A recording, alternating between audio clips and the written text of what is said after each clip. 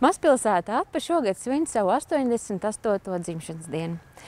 Un tās ir divas bezgalības zīmes, kur mēs arī apenieši uzskatām, ka tā ir mūžīga mīlestība un mūžīgas cieņas apliecinājums vietai, kurā mēs dzīvojam.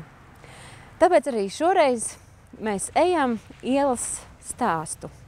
Un šogad mēs visi kopā vēlamies izstāstīt skolas ielas stāstu. Mūsu svētki atšķiras ar to, ka mēs tos veidojam uz sajūtām. Cilvēki, kur dzīvo šajā pilsētā, dalās ar savu informāciju, ar saviem vēstures materiāliem, un katru gadu mums top kāds jauns stāsts par kādu ielu. Un kas tad ir skolas iela? Tā ir arotskola. Tā ir mūsu pirmā lauksaimniecības skola, kur mūsu latviešu cilvēki iegūst savas pirmās zināšanas zemkopības darbos.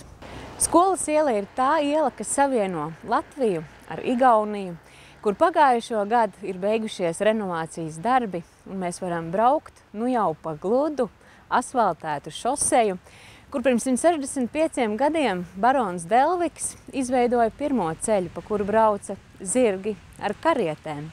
Šodien pa šo ielu mēs pārvietojamies ar autobusiem, lielajām mašīnām, piekabēm, traktoriem.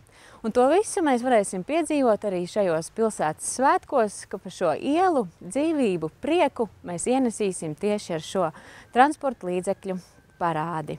Šogad skolas ielas stāsts arī tāpēc, ka pagājušajā gadā mēs renovējām savu Dāvju Ozoliņa Apes vidusskolu. Mūsu pirmskolas izglītības iestāde Vēlverīte tika pie jaunas piebūves, par ko mēs visi apenieši un arī ciemiņi ļoti priecājamies. Skolas iela dzīvo un gaida pārnākam ikvienu. Tāpēc esiet mīļi aicināti Apes pilsētas svētkos no 26. līdz 28. augustam, kad visi kopā izstāstīsim savu skolas ielas stāstu. Uz tikšanos! Mūsu Apes skaistākā dabas pērle ir Vaidavas upe. Mēs ļoti ar viņu lepojamies, un Vaidavas krastos notiek daudzas interesantas lietas. Gan motokross Vaidavas kauss pierūcina plašu apkārtni. Tas šogad notika jau 43. reizi. Gan velomaratonisti šeit brauc. Vaidavas upe ir noslēpumaina, sevišķi tās krasti. Raganu klintis, kuras piesaista gan turistus, gan arī pašus apeniešus. Raganas šeit ir darbojušās, biedējušas dažādi apkārtnes iedzīvotājus, vadājušas apkārt, maldinājušas.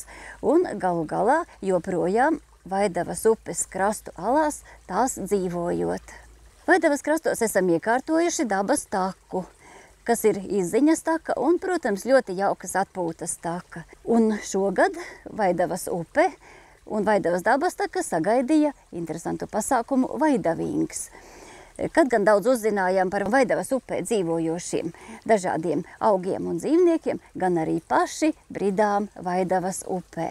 Vaidavas upe patīk arī laivotājiem, sevišķi pavasaros, palu laikā. Toties jūlijā, arī nākošajā gadā, visus gaidīsim uz Vaidavingu, kas būs gan bridiens, gan peldējiens, gan rāpojiens pēc jūsu ieskatiem pa skaisto, straujo Vaidavas upi. Esiet visi laipni gaidīti Apē!